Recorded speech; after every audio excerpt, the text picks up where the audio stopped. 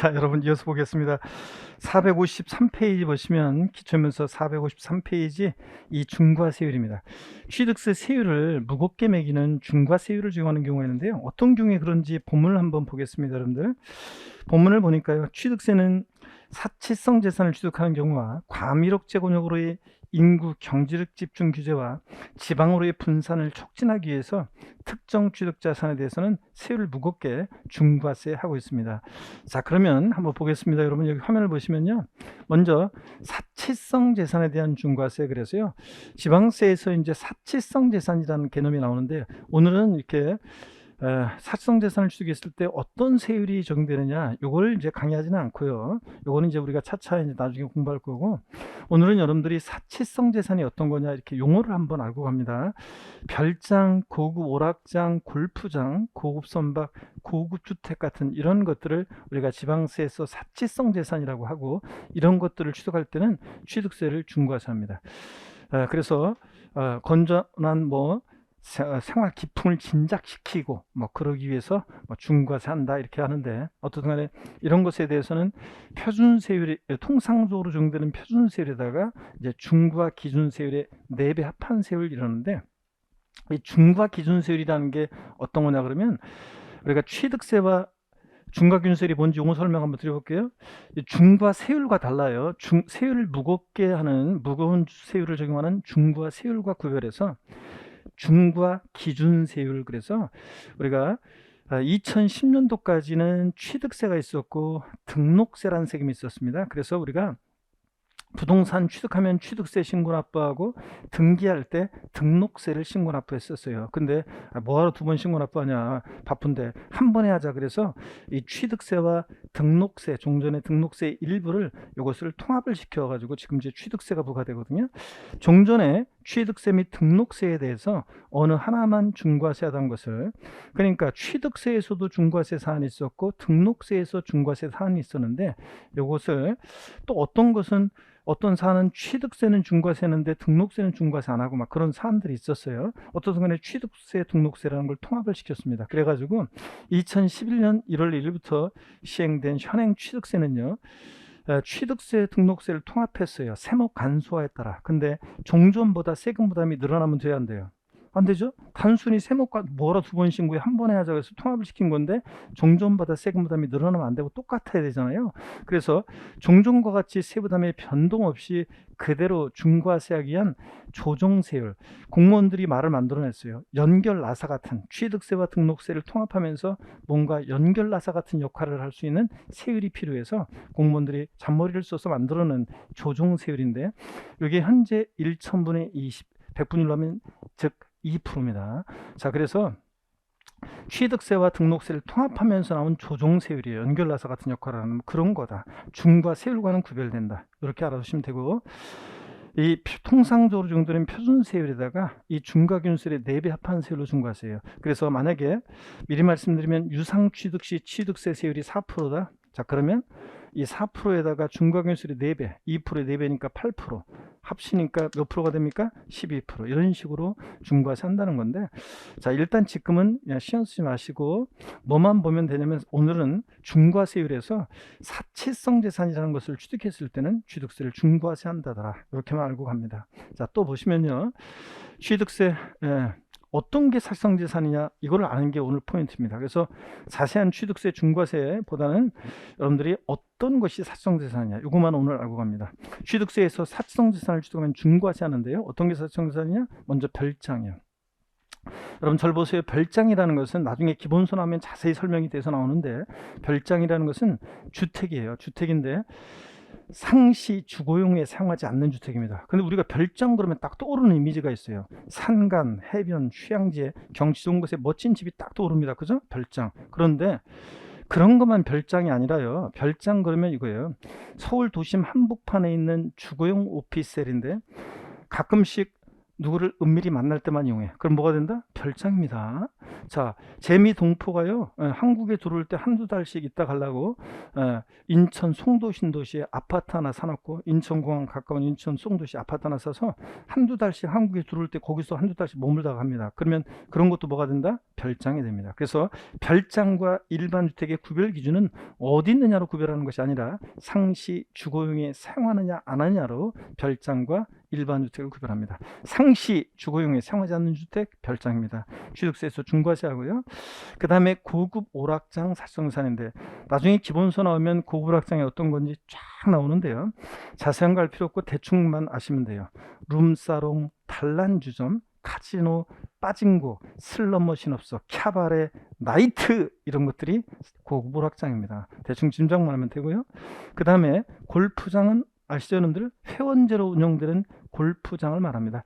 나중에 이제 기본서 할 때 좀 더 설명드리겠지만, 간이 골프장이라든가 퍼블릭 대중 골프장은 사실성자산이 아니고 회원제로 운영되는 골프장 사실성자산입니다.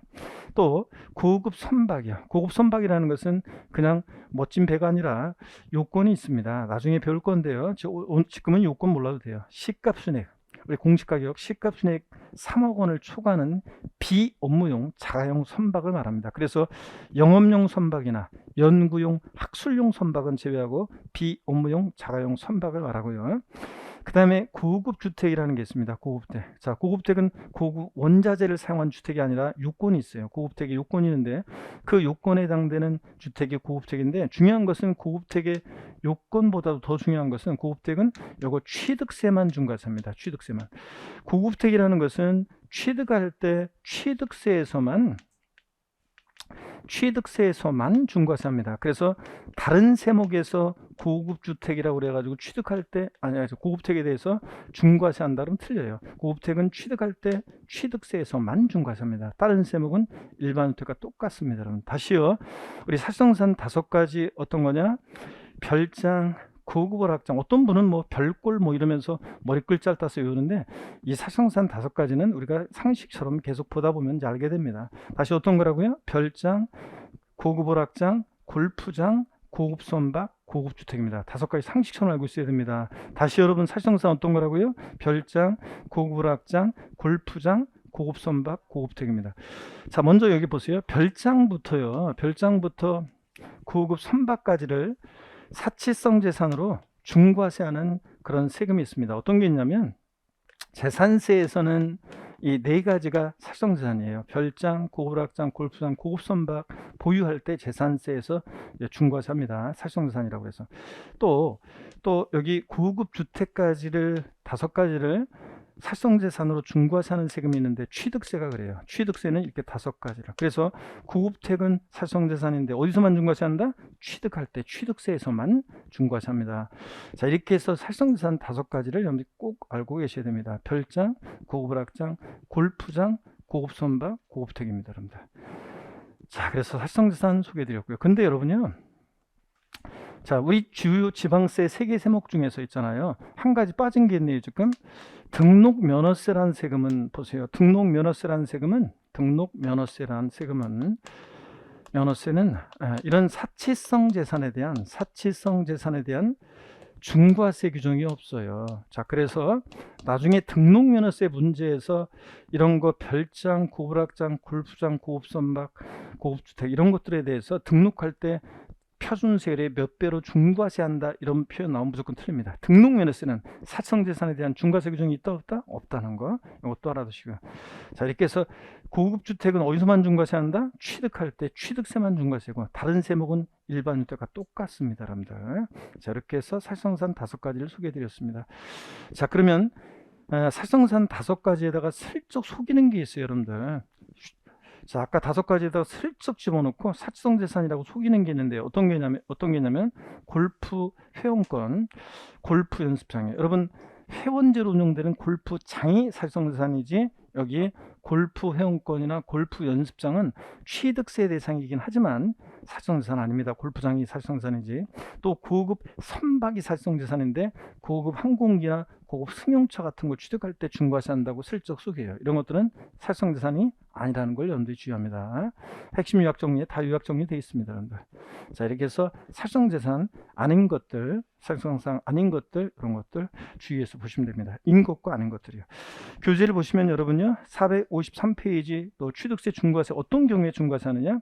금방 사치성 재산에 대한 중과세. 그래서 별장, 고급락장, 골프장, 고급선박, 고급택 등 사실상자산을 취득할 때 중과세 한다. 몇 프로 세율로 중과세 하느냐는 지금은 신경 쓰지 마시고요. 그 다음에 과미력적 원용 내 중과세 그래가지고요. 여러분 저를 한번 보세요, 여러분들. 이 과미력적 내 중과세는 어떤 거냐면 이런 거예요. 우리가 수도권 정비계획법에 의한 수도권이요. 수도권. 우리 수도권 그러면 서울, 인천, 경기도 요 수도권을 얘기하죠. 이 서울, 인천, 경기도 수도권은 대한민국에서 어떤 지위를 갖고 있냐? 인구와 경제력이 절반 이상이 다 여기 수도권에 몰려 있잖아요, 여러분들. 자, 그러다 보니까 이 과미력적 원역 수도권이요, 여기를 과미력적 원역, 성장관리권역, 자연보존권역으로 나눕니다. 그랬을 때 서울하고 예를 들어서 경기도 무슨 구하고는 똑같을 수가 없잖아요. 자, 그렇기 때문에 이 수도권을 서울, 인천, 경기도를 이렇게 과미력적 원역, 성장관리권역, 자연보존권역으로 나눌 때 이 과미력적 원역은 어딘지는 정확히 알 필요 없어요. 나중에 기본세에 다 나오는데 과미력적 원역은 서울하고 요 주변 도시들을 얘기합니다. 수원, 그 다음에 고양시, 성남시, 부천시 뭐 등등해서 남양주시 물론 제외되는 지역들이 있지만 인천, 옹진군 같은 강화군 같은 제외되는 지역은 있지만 인천 같은 이렇게 수도권 중에서도 자, 이런 서울하고 그 주변 도시들은 인구와 경제력이 고도로 집중된 지역이에요. 이런 데서 공장이 떡하니 지어지거나 늘어나거나 본점용 주사무용 빌딩이 지어지거나 늘어나면 인구 집중, 경제 집중 문제가 더 심화되겠죠. 그래서 중과세랍니다. 그래서 나중에 이제 배우겠지만 과미력적 원역에서 본점이나 주사무소, 사업용 부동산을 취득하거나 이 과미력적 원역, 산업단지, 유치지역, 공업지역은 공장지라는 곳이니까 제외하고 해서 공장을 신설 증설하기 위해서 일정한 사업용 과세물권 취득하거나 하여튼 결론 과미력적 원역 내 어쩌고 저쩌고 중과세 나왔다 그러면 이렇게 중과세합니다. 표준세율과 중과균세율의 2배 판세율로 중과세 하는데요. 세율은 자세한 거 몰라도 됩니다. 또 취득세는요. 대도시 내 중과세라는 게 있습니다. 여기서 말하는 대도시는 어떤 분은 강의하면서 인구 몇십만 이상의 도시를 말한다 이렇게 되어 있는데 아니에요. 여기서 말하는 대도시는 큰 도시가 아니라 수도권 정비계획법에 의한 과미력적 원역을 얘기해요. 근데 왜 그러면 과미력적 원역이라고 하지 왜 대도시라고 했냐? 나중에 배경적인 것을 배우겠지만 취득세와 등록세가 통합되기 전에 옛날에 과미력적 원역 내 중과세는 취득세 중과세였는데 등록세 중과세 안 했던 사안이고 이 대도시 내 중과세는 옛날에 취득세는 똑같은 사안인데 옛날에 취득세는 중과세 안 했는데 등록세만 중과세했던 사안 이런 것들이에요. 그래서 이런 것들을 구별하기 위해서 이렇게 용어를 달리한 겁니다. 어떻든 우리 공부하는 수험생은 문제 나왔을 때 문제 우리는 정답만 고르면 되니까 대도시 내 어쩌고 저쩌고 나왔다 그럴 때 대도시 내에서 법인 설립하거나 지점분사무소 설치하거나 뭐 등등 대도시 바깥에 내로 법인을 전입하거나 그러면서 대도시 부동산을 취득한다거나 대도시에서 여기 뭐 이런 것들 유치적 공업적인데 산업단지는 왜 없나요? 뭐 그런 거 따지지 마세요. 그런 거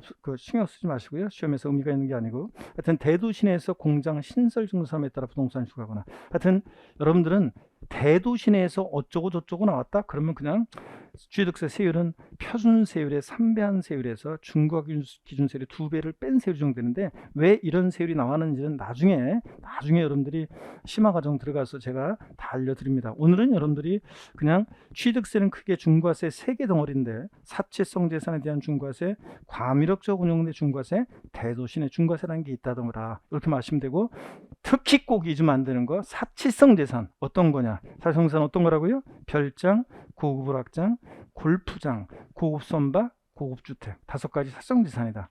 그 말뜻만 알고 가시면 되겠습니다. 자 됐습니다. 그러면 오늘 학습 목표는 달성이고요. 넘어갑니다. 취득세 납세 절차입니다. 454페이지 여러분 봅니다. 취득세 납세 절차요. 07번 테마 별표시 여러분들이 3개 해놓으시고요. 여기 문제를 한번 풀어보겠습니다. 자, 문제를 보는데요. 같은 취득 물건에 대해서 둘 이상 세율을 당할 때는 그중 낮은 세율을 적용한다. O, X요? X입니다. 어떤 거 적용한다고 그랬어요?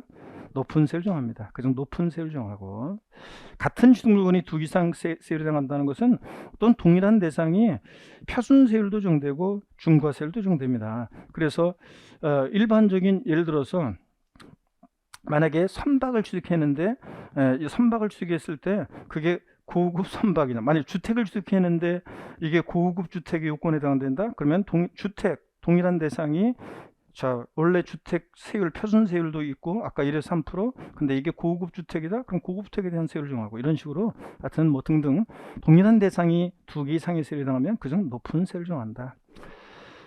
그 다음에요, 여러분 문제 봅니다. 유상거래를 원인으로 취득 당시 가액이 6억 원 이하인 주택, 조정 대상 지역 내 1세대 1주택을 취득하는 경우에 1,000분의 20의 세율을 적용한다. O, X요. 누가 물어봤을 때 얘기를 해주셔야 되는데, 자, O, X요. 자, 아까 봤는데요, 우리가. 자, X 여러분들 몇 프로 세율이 적용됩니까? 유상거래로 우리가 조정상 지역 내에서 1세대 1주택을 취득한다. 그러면 1에서 3% 낮은 세율을 적용합니다. 취득가격에 따라 달라지는데 6억 원 이하다. 취득 당시 가격이 6억 원 이하다. 6억까지는 몇 프로라고 했어요? 1%입니다. 1,000분의 10, 1% 정도입니다. 6억 초과 9억 원 이하는 복잡했죠? 취득 당시 가격에다가 3분의 2억 원을 곱하고 3을 빼고 100분의 1, 100분율을 곱합니다. 그래서 헷갈리니까 우리 7억 5천일 때 몇 프로? 2%. 9억 초과면 몇 프로? 3%.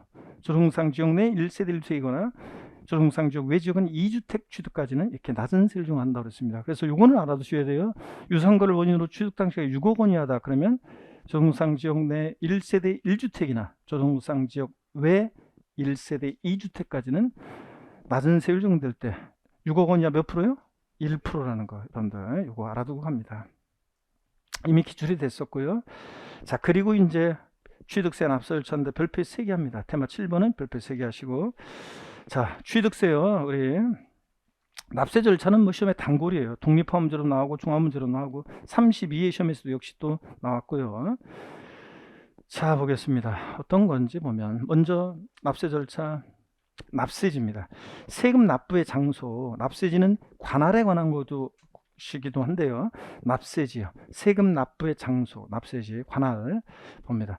지방세는 일별에서 말씀드리면 물건 소재지입니다. 지방세는. 국세는 원칙적으로 주소지, 집 가까운 데서 물불하고 주소지. 지방세는 그 지자체로 돈이 가야 되니까 물건 소재지를 납세지로 합니다. 이게 원칙이에요. 자, 그러면 여러분 한번 보세요. 그러면 자, 한번 보겠습니다. 갑이라는 사람이 있는데요. 이 사람의 주소지는 예를 들어서 주소지는 서울특별시 만약에 강남구입니다. 이 사람이 어떤 부동산을 취득하는데요. 부동산을 취득하는데 고향을 한번 물어봐야 되겠네. 젊은 청춘들은 대개 고향이 수도권일 가능성이 높기 때문에 자, 우리 요 세 번째 앉아 계신 사장님은 고향이 어디세요?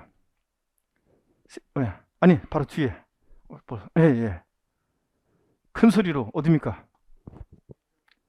그러니까 경상도 다 말고 경상남도인지 북도인지 빨리. 경상북도 어디야? 청주? 상주. 좋습니다. 자, 경상북도 상주군요. 꽃감 유명한데? 맞습니까? 상주군에 있는 부동산을 취득합니다. 취득세를 낼 때요. 취득세를 낼 때 우리가 취득세는 과세 주체가 특광도, 특별시, 광역시도, 특별자치도, 특별자치시인데, 물론 이제 실제적으로는 도세 징수 위임 규정에 따라서 우리가 실제적으로는 도청까지 뭐라고 해요? 경상북도 도청이 어디인지 모르겠지만 대구에 있으려나요? 뭐 그런 데까지 뭐라고 해요, 여러분들. 그렇기 때문에 실제적으로는 시군구가 위임 징수, 즉 시군구에 취득세를 신고하지만 그거는 일단 생략하고 과세 주체로 했을 때, 과세 돈이 어디로 가느냐를 봤을 때, 관할로 봤을 때 취득세는 특광도입니다. 자, 그러니까 취득세 어디다 내겠습니까, 여러분? 예? 서울특별시에 내요? 아니면 경상북도 내요?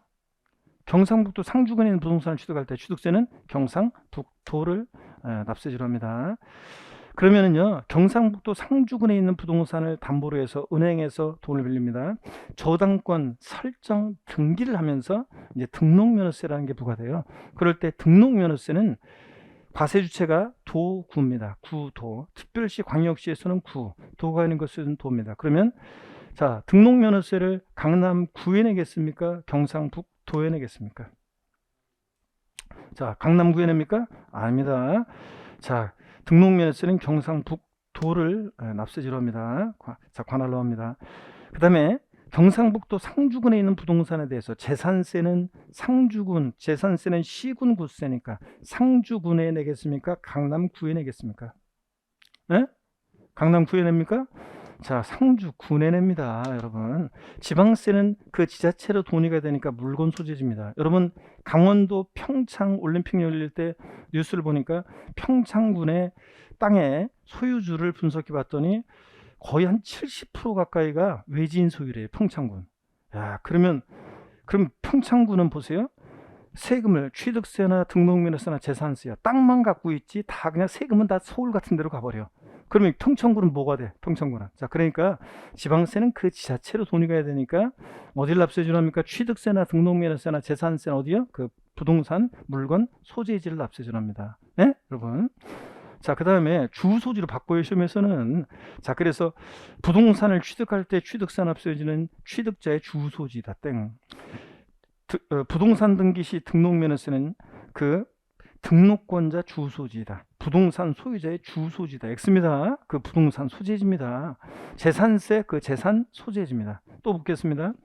이 경상북도 상주군에 있는 부동산과 서울특별시 강남구에 있는 부동산을 갑을 중심으로 합쳤더니 법에서 정해진 일정 기준 금액을 초과합니다. 그래서 종합부동산세 납세 문제가 됐습니다. 종합부동산세는 이 상주군 관할 세무서에 내야 되겠습니까? 아니면 강남구 관할 세무서에 내겠습니까? 응? 자, 여러분, 이 경상북도 상주군, 이 멀고 먼 곳까지 여기 관할 세무서에 가서 볼일을 본다고 하면은, 아이고, 하루 왔다 갔다 하면서 한 이틀 잡아야 되겠네요. 왔다 갔다 하려면. 그죠? 힘들어가지고. 그래서 여러분들, 뭐하러, 자, 여기까지 가요. 여기 상주군 관할 세무서에 내든, 강남구 관할 세무서에 내든, 국세는 국고로 귀속하니까 어차피 어디다 내든 국고로 귀속하니까 여기까지 뭐하러 가요. 그래서 국세는, 종합부동산세는 강남구 관할, 그 주소지 관할 세무서를 납세지로 합니다. 여러분. 여기 주소지 관할 세무서고요. 강남구 관할 세무서입니다. 또 이번에는 이렇게 하겠습니다. 경상북도 상주군에 있는 부동산을 팝니다. 양도소득세는 역시 상주군 관할 세무서예요. 강남구 관할 세무서예요. 네? 역시 집 가까운, 여기 뭐하러 여기까지 가요. 자, 그래서 주소지 집 가까운 강남구 관할 세무서를 납세지로 합니다. 그러니까 국세는 원칙적으로 주소지 관할 세무서고, 납세지가 지방세는 어디라고요? 물건 소재지입니다. 부동산을 특히 취득하거나 등록하거나 보유할 때 부동산 소재지를 납세지로 합니다. 여러분 아시겠습니까? 여러분, 제가 이렇게 강의를 했더니 예전에 실합니다. 어떤 주부 수강생이 쉬는 시간에 지나가면서, 교수님, 제가 지방에 땅이 있는데요, 저희 집으로 재산세 고지서 오동거려? 흥? 그러면서 간 수강생이 있어요. 그래서 제가 다시 불러가지고 재교육시키는데, 여러분, 자, 예를 들어서 주소지는 서울특별시 강남구인데 제주특별자치도 윗세오름 근처에 토지가 있어요. 그러면 제주특별자치도에서 이 토지에 대해서, 윗세오름 근처에 있는 토지에 대해서 토지분 재산세 계산해서 그 힘들게 거기까지 올라와 가지고 거기 토지 위에다가 고지서를, 납세 고지서를, 재산세 고지서를 던져놓고 갑니까? 그 사람이 주소지가 서울이니까 글로 고지서 보낸 것 뿐이에요. 이 사람이 세금을 내면 그 돈은 결국 어디로 갑니까? 제주특별자치도로 가는 거예요, 여러분들. 자, 그래서 지방세는 어디라고요? 물건 소재지. 국세는 원칙 어디다? 주소지. 이렇게 딱 알고 계시면 됩니다. 그래서 부동산을 취득했다 그러면 취득세 납세지는 어디라고요? 부동산 소재지입니다. 주소지 아니라고 내가 분명히 얘기했어요, 여러분들. 이 납세지는 등록면허세에서 납세지는 시험에 자주 나와요. 거의 매년 나옵니다. 지문에 깔려 나와요. 네? 그래서 납세지 잘 알고 계셔야 됩니다. 31회 같으면 등록면허세에서는 정답 지문으로 나왔고 등등 자주 나와요. 하여튼 납세지는 기본적으로 알고 있어야 됩니다. 부동산 소재지라고 그랬어요. 주소지 아닙니다. 취득세 납세지는 당의 취득 물건 소재지, 특별시, 광역시, 도, 특별자치도, 특별자치시다. 이렇게. 물건 소재지가 포인트입니다.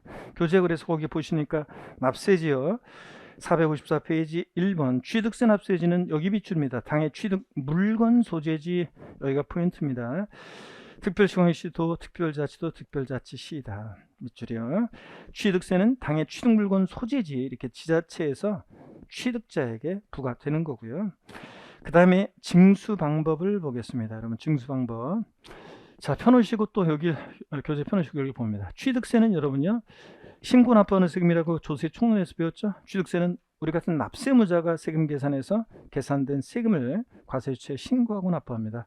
자, 언제까지 신고 납부할 것이냐? 취득세는 일반적으로 취득일로부터 며칠이요? 60일 내 신고 납부합니다. 취득일로부터 60일 내.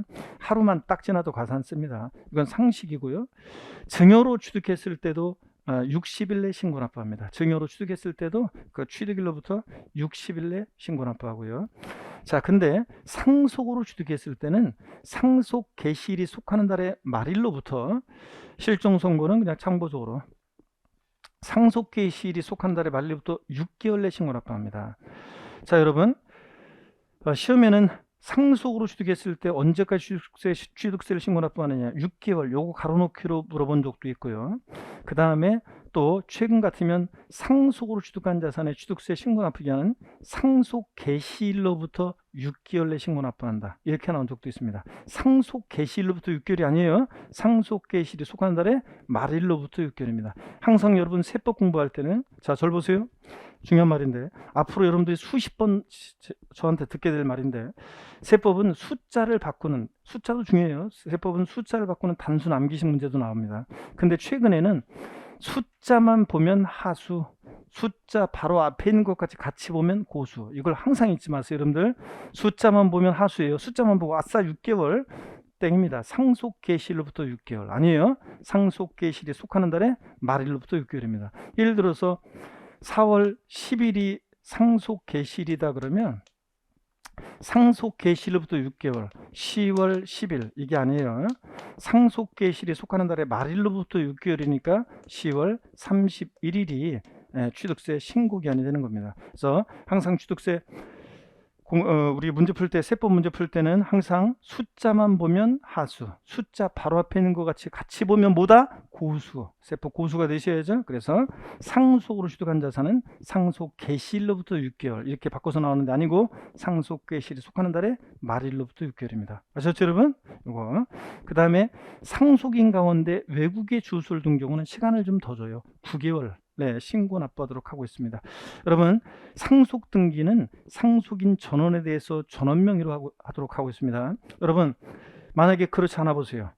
상속인 다 와서 도장 찍어줘야 돼요. 그렇지 않으면 7남매가 있어요. 부모님 돌아가셨어요. 몇 명이서 다른 형제한테 안 하려고 지들끼리 쓱싹싹 할 수도 있잖아요. 그렇기 때문에 상속 등기는 상속인 전원 명의로 다 도장 찍어줘야 돼요. 그렇기 때문에 상속인 가운데 한 사람이라도 외국에 주소를 두고 있으면 부고 듣고 시간 걸리잖아요. 그러니까 몇 개월 내? 9개월 내 신고 납부하도록 하고 있습니다. 시간을 더 줍니다. 자, 이렇게 해서 꼭 알아두시고 그 다음에 또 봅니다. 재산권과 그 밖의 권리의 취득 이전에 관한 사항을 공부에 등기하거나 등록하려는 경우에는 그 등기록의 신청서를 등기록 관서에 접수하는 날까지 취득세 신고 납부해야 한다. 여러분 무슨 얘기냐면 우리가 여러분이 항상 뭘 주의하셔야 되냐면요. 잘 보세요.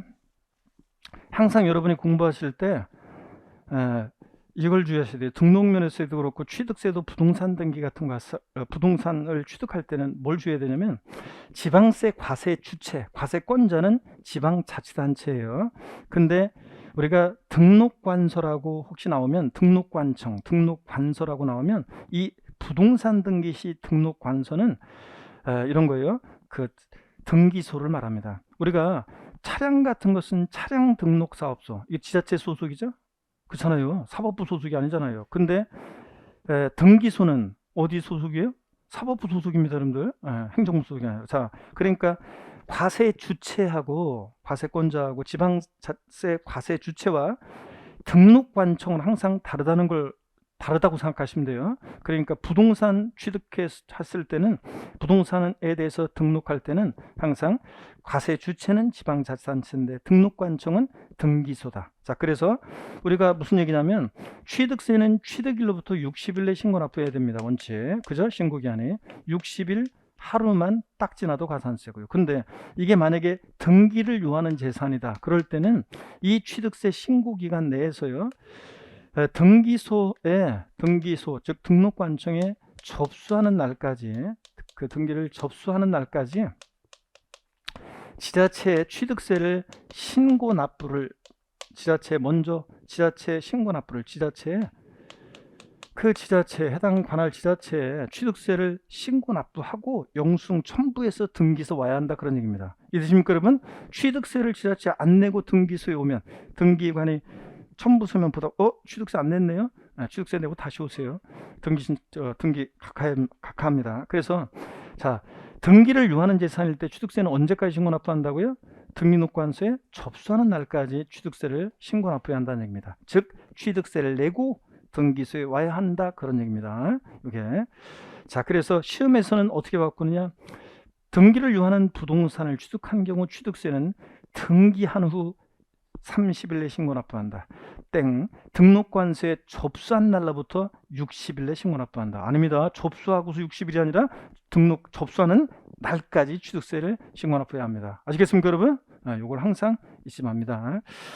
자, 그 다음에 이렇게 해서 취득세 우리 봤는데요.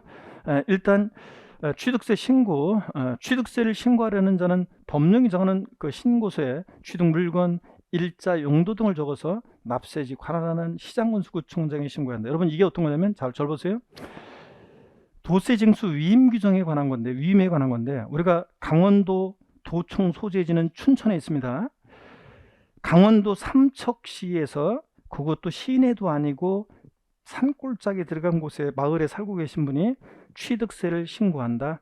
자, 그러면 만약에 도청 가서 취득세를 신고하라 그러면 삼척 시내로 터미널로 와서, 터미널에서 다시 또 버스 타고 춘천까지 와서, 춘천에서 또 도청소지 가서 하루 다 깨지겠죠 여러분들? 자, 그렇기 때문에 여러분, 그리고 만약에 서울특별시에 취득세를 신고하라, 1000만 시민들이 전부 다 서울특별시청으로 몰려, 그러면 업무 마비되겠죠 여러분들? 자, 그렇기 때문에 각 시군구가 위임징수하고 있어요. 그래서 실제적으로는 취득세는 시장구청장에게 신고하고 있습니다. 실제적으로. 근데 신고 납부는 결국은 여기다가 하는데, 신고는 시군구에. 그러면 결국 돈은 어디로 갑니까? 돈은 결국 내면 특광도로 나중에 갑니다. 다 보내줘요 그쪽으로.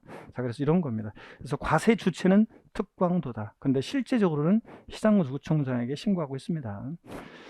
자, 참고적으로 그렇게 보시고 문제 한번 보겠습니다. 국내 아니다. 문제도 교재도 한번 보고요. 반복해서 보고. 교재 454페이지입니다. 이 징수 방법이요. 원칙적으로 취득세 신고 납부하는데 동그라미 1번, 일반적인 경우 취득세 과세 물건을 취득한 자는 그 취득한 날로부터, 밑줄입니다, 60일 이내, 밑줄이요. 그리고 보조단에 있는 내용은 지금 보지 마세요. 토지거래 허가구역 내 거래에 관한 건데 지금 신경 쓰지 마시고 60일 내에 신고 납부합니다. 그 보조단 1번은 신경 쓰지 마시고요.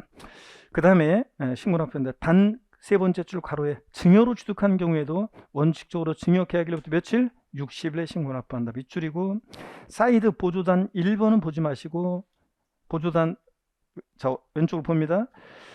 보조단 사이드를 보니까 2번 있죠? 여기 봅니다. 2번에 상속으로 인한 경우에는 밑줄입니다. 상속 계실이 속하는 달의 말일로부터, 밑줄, 실종 선고는 생략하고 그 아래로 두 줄 내려가서부터 각각 6개월, 밑줄, 가로 안에 상속인 중에서 외국에 주소를 둔 자가 있으면 몇 개월 내? 9개월, 밑줄이요. 자, 그래서 이건 밑줄입니다. 상속으로 취득한 자산은 상속 계실로부터가 아니라 상속 계실이 속하는 달의 말일로부터 몇 개월?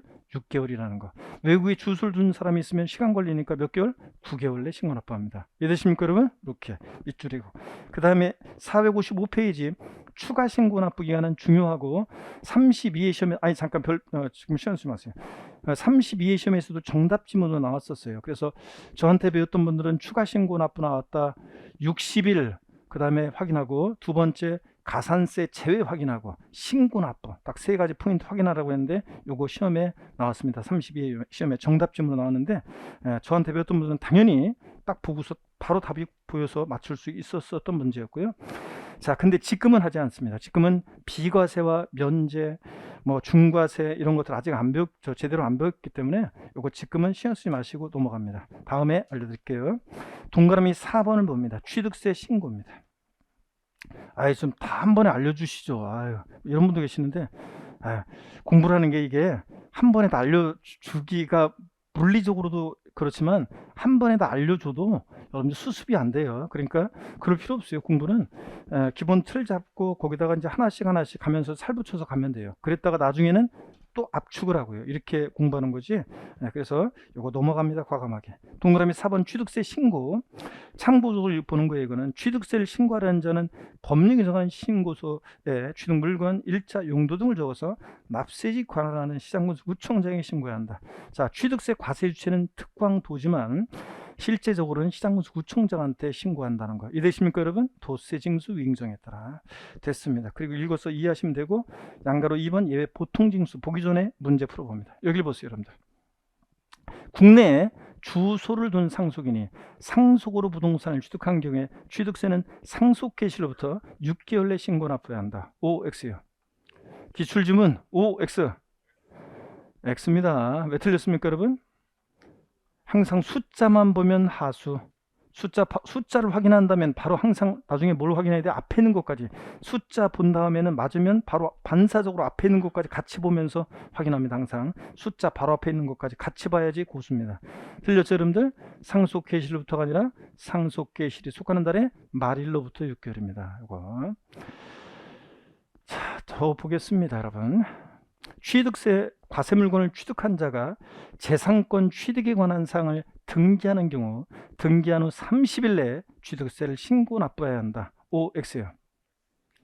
왜 자신이 없어요? 또 이거는 OX. X입니다. 왜 틀렸습니까, 여러분? 일단은 취득세에서 여러분요, 일단은 나중에 배우는데 취득세에서 30일이 나오는 건 딱 하나만 있어요. 딱 하나가 있고 나중에 어떤 건지 배웁니다. 나머지는 무조건 취득세에서는 30일 나왔다 무조건 틀려. 60일입니다. 또 지금 틀린 것이 등기를 하는 경우에는 등기한 후 30일 취득세 신고 납부요? 아니죠. 등기를 유할 때는 언제? 지자체에다 취득세를 내고 등기소 가야 한다고 그랬습니다. 그래서 언제까지요? 등기노관세 접수하는 날까지 취득세를 신고 납부해야 되는 거지. 등기한 후 30일 아닙니다. 등기 안 해줘요, 여러분들. 자, 그래서 등기를 유하는 재산일 때는 등기노관세 언제? 접수하는 날까지 신고 납부해야 합니다. 요거. 자, 그래서 계속 보면 돼요. 이런 건 별거 아니에요. 나중에 이제 당연히 중요하지만 당연히 알게 됩니다. 자, 여러분 교재 거기 양가로 2번 예외 보통징수 교재 펴놓고 제 설명을 듣습니다. 취득세는 원칙적으로 신고 납부한다고 그랬습니다. 납세문자가 세금계산에서 취득일로부터 며칠이요? 60일 내 신고 납부하는 게 원칙입니다. 그런데 이 신고 납부를 자 불성실합니다. 그럼 어떤 지지를 받는다? 가산세가 적용된다고 그랬습니다. 자, 그래서 이제 어떤 가산세가 적용되는지 이제 강론에서 우리가 조세 총론에서는 신고납부하는 지방세, 신고납부 불성실하면 가산세라고 배웠는데, 근데 이제 요거 어떻게 가산세 적용되는지를 오늘 자세히 이제 배우기 시작합니다. 또 보세요. 이제 얘가 신고납부 했어야 되는데 납세문자가 신고납부를 안 하면 그대로 끝나는 거 아니죠? 가산세 적용되고 과세권자가 다시 계산한 산출세에다가 요 가산세를 합해가지고 납세 고지서 발부합니다. 가산세 20만 원 계산됐다. 그러면 과세권자가 다시 계산한 세금이 100만 원이면 합해서 120만 원 나라고 납세 고지서 발부합니다. 근데 이 고지서를 받고서 세금을 또 미납부했다. 자, 어떤 죄를 받습니까, 여러분? 세금을 또 미납부하면 어떤 죄를 받아요? 가산금이 적용됩니다. 이렇게. 잠깐만요. 자, 그래서 고지서 바꿔서 세금을 또 미납부하면 자 가산금 적용된다. 그랬죠? 지방세에서는 납세 고지서가 발부되는데 고지서에는 납부기한이 있겠죠? 언제까지 세금 내라고 했는데 납부기한 내 미납부했다. 지방세 어떤 죄를 받는다? 가산금 적용된다고 그랬습니다. 자, 이렇게 원칙은 신고 납부하는데 예외적으로 가산세부터는 이렇게 가산세부터는 자 죄송합니다. 이게 자꾸 마음대로 안 되네. 자, 가산세부터는 이렇게 보통징수 방법으로도 징수세는 그런 세금이 있습니다. 어떤 거예요? 취득세. 취득세는 원칙은 신고 납부하는데 가산세부터는 이렇게 고지서가 발부되니까 보통징수 방법으로도 징수세고, 가산세가 정되지만 가산금도 정될 수 있다고 그랬습니다. 그랬죠, 여러분들? 자, 그러면 저도 총론에서 배웠습니다. 취득세는 원칙 신고 납부하지만, 이렇게 여기 보세요. 취득세 납세무자가 신고 또는 납부 의무를 다하지 않으면 산출한 세액 또는 그 부족세액에 다음에 가산세 합한 금액을 세고로 해서 가산세부터는 보통징수 방법으로 징수가 됩니다. 자, 그럴 때 어떻게 정되느냐? 일반적인 가산세는요, 신고행위와 납부행위를 구별한다고 했습니다. 신고행위와 납부행위를 구별해서 취득일부터 60일 하루만 딱 지나도 신고기한 내 신고하지 않았기 때문에, 자, 60일 신고기한 내 신고하지 않았으니까 하루만 딱 지나도 가산세, 신고 불성실에 대한 가산세가 정되는데, 의무 위반의 정도에 따라 가산세율은 달리하는데요, 부정한 방법으로 서류를 조작하거나 은닉하거나 그런 적극적인 방법으로요, 무신고하거나 부정한 방법으로 과소신고하면 40%입니다. 물론 부정과소신고 가산세는 구하는 방법이 좀 복잡한데 그 복잡한 것을 여러분이 알 필요 없고요, 그냥 40%만 기억하시면 돼요. 부정부신고, 부정과소신고는 40% 정도되고, 만약에 신고하지 않았는데 부정한 방법으로 무신고했다 그러면 납부세액이 100만 원이면 40만 원의 가산세 붙습니다. 부정한 방법은 아니고 그냥 신고기한 내 신고하지 않았다, 20% 가산세 정되고요. 신고했는데 적게 신고해서 과소신고해서 가산세는 10%가 정됩니다. 그래서 신고기한 하루만 딱 지나도 신고불성실 가산세, 의무위반의 정도에 따라 취득세는 어떻게 해요? 40, 20, 10% 정도입니다. 깔아놓고요, 납부하지 않은 것에 대해서 하루하루 지날 때마다 납부지연 가산세라는 게 정됩니다. 1일 0.02%로요. 10만 분의 25입니다. 즉 0.02% 정도입니다. 이거는 납세 고지 전, 고지서 발부되기 전에 신고 납부하는 세금의 납부지연 가산세는 납부 고지 후에 납부지연 가산세와 달라져요. 하여튼 지금은 이것만 봅니다. 납세 고지 전에 신고 납부하는 세금의 납부지연 가산세는 1일 하루하루 지날 때마다 0.02%입니다. 자, 여기 합한 게 가산세입니다. 이해되십니까, 여러분? 취득일부터 60일 하루 딱 지나? 그러면 신고불성실 가산세, 의무위반의 정도에 따라 해당되는 40, 20, 10% 해당되는 걸 깔아놓고 하루하루 지날 때마다 1일 0.02%로 납부전 가산세 정도입니다. 합한 게 가산세입니다. 이해되십니까, 여러분? 네, 요거고. 자, 그 다음에 계속 이어서 봅니다. 취득세는요, 아까 그건 일반 가산세였고요. 취득세 가산세를 무겁게 무거울 중자잖아요. 가산세를 무겁게 적용하는 경우가 있습니다. 어떤 경우에 가산세를 무겁게 적용하느냐? 자, 보세요, 여러분들. 취득세 대상 물건을 취득 후요, 신고기한 내 신고하지 않고 뭐까지 했냐? 매각까지 해요.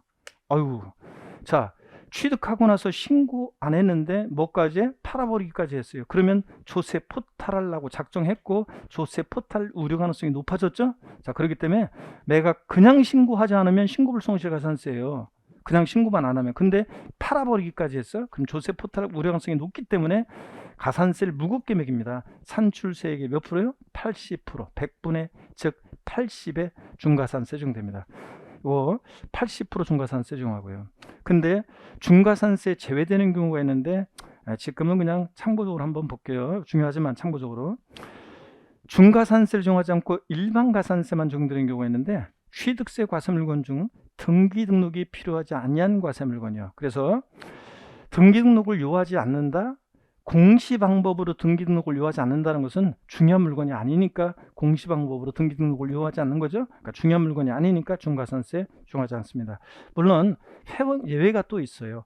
골프용권 같은 이런 회원권들은 등기 등록을 요하는 재산은 아니지만 취득 후 신고하지 않고 매각하면 중과산세를 적용하는 경우도 있어요. 회원권 같은 것은 예외가 되고, 또 토지 지목 변경이나 차량 기계 장비 선박 종류 변경, 주식 취득 등의 과점주주의 주식 취득 같은 이런 경우는 취득으로 보는, 즉 간주 취득의 경우에는 중과산세 용하지 않아요. 여러분, 밭에서 대로 지목 변경하는데 이럴 때는 자기를 처음부터 드러내지 않고 싹 포탈할 수가 없어요. 왜냐하면 밭에서 대로 지목 변경할 때는 지목 변경 허가를 받아 지목 변경합니다. 그러니까 처음부터 자기를 드러내지 않고 싹 포탈 이런 게 안 돼요. 그렇기 때문에 이런 경우는 중과산세를 적용하지 않습니다. 자, 그래서 이런 경우가 있다는 거 오늘은 여러분들이 정확히 몰라도 되고요.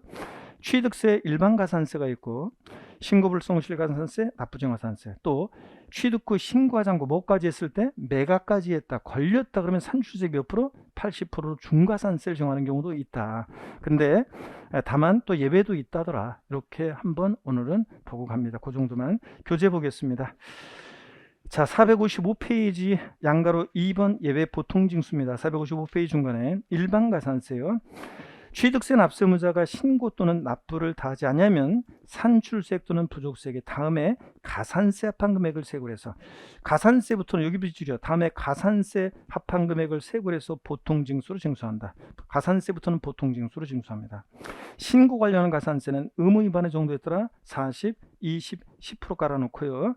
하루만 딱 지나도 그 다음에 이제 계속 안 내면 납부지연 가산세, 정확히 얘기하면 납세 고지 전에 이 납부지연 가산세, 납세 고지 전에 납부지연 가산세 적용되는데 이것은 쭉 길게 나와 있는데 한마디로 얘기하면 1일 0.025%입니다. 이게. 자, 그래서 신고 납부하는 지방세 법정기한까지 납부하지 않은 세액에다가 또는 과소납부한 세액에다가 여기 법정기한의 다음 날부터 자진 납부일 또는 납세 고지일까지 일수 곱하기 0.025%, 하루 한마디로 표현하면 1일 0.025% 적용된다 그런 얘기입니다. 하루하루 지날 때마다 1일 0.025% 이거예요. 납세 고지 전에 납부정가산세는 이렇게 적용되고, 넘기시면 456페이지 중과산세요. 기억번 중과산세 대상 납세무자가 취득세 과세물건 밑줄입니다. 여기부터 과세물건을 사실상 취득한 후 신고하지 아니하고 밑줄 매각하는 경우 밑줄이고 매각의 동그라미요. 신고하지 않고 뭐까지 했을 때 매각까지 하면 중과산세예요. 그냥 신고만 안 하면 일반가산세인데 매각까지 했을 때 걸렸다 그러면 밑줄입니다. 산출세액 100분의 80을 가산한 금액을 세액을 해서 보통징수 방법으로 가산세부터는 징수합니다. 산출세액 80%. 니은번 중과산세 제외되는 경우 일반가산세만 적용되는 것은 아직은 여러분들이 그냥 참고적으로 보시고, 아직은 줄은 긋지 마시고 참고적으로 보시고, 오늘 중과산세가 뭔지 용어 익혀두고 산출세액 80% 매각 요거 포인트 알고만 갑니다.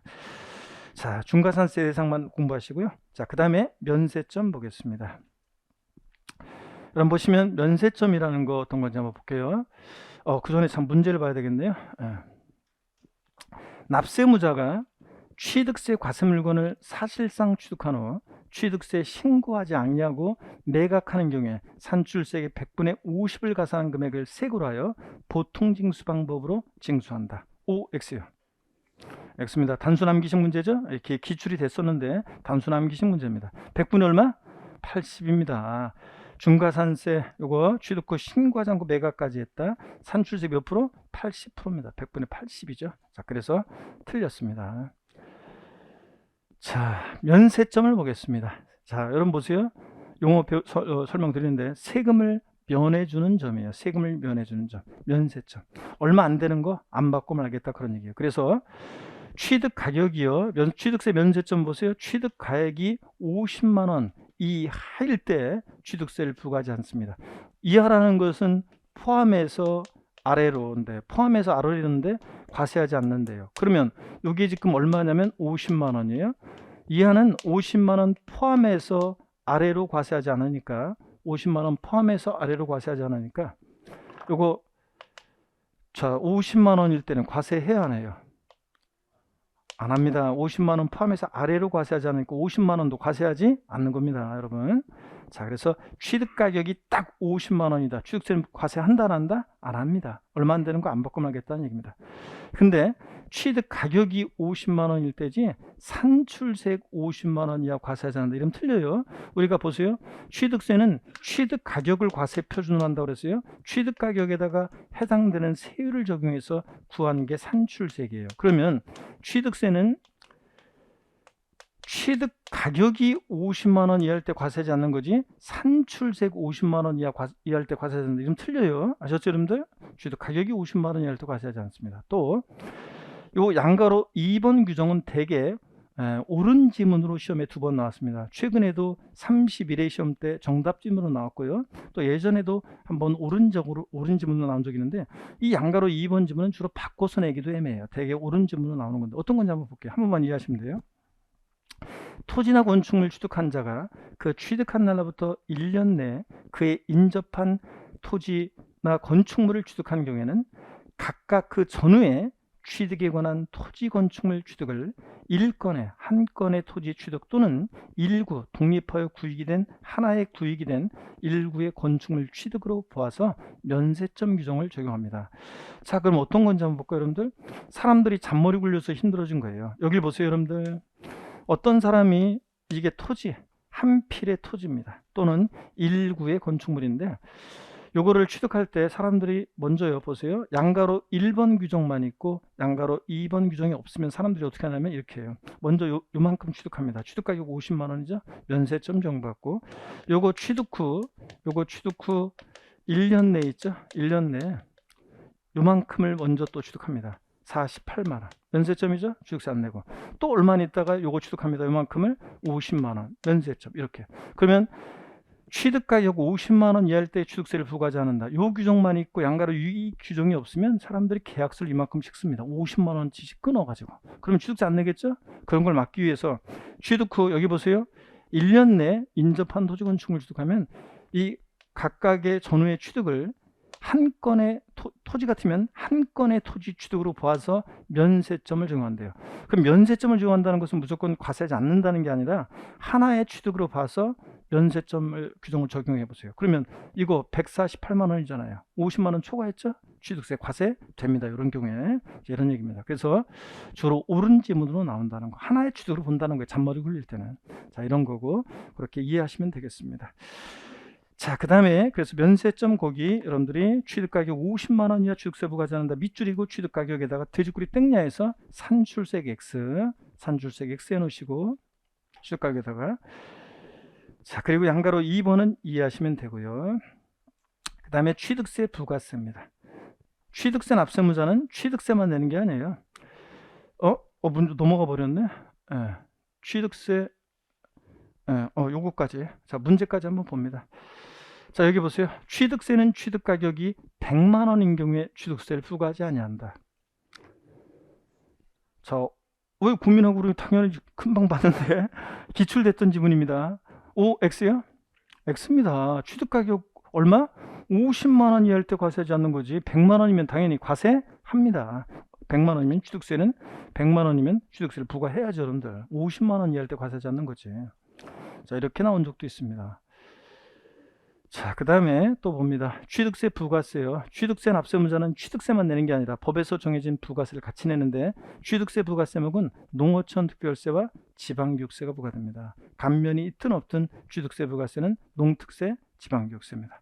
자, 기억하려고 까먹더라도 기억하려고 노력해 둡니다. 취득세 부과세는 뭐라고요? 농특세, 지방교육세입니다. 자, 이렇게 해서 우리가 취득세를 받고요. 이제 잠시 쉬었다가 여러분들 우리가 등록에 대한 등록면허세를 보도록 하겠습니다. 잠깐 쉬도록 하겠습니다.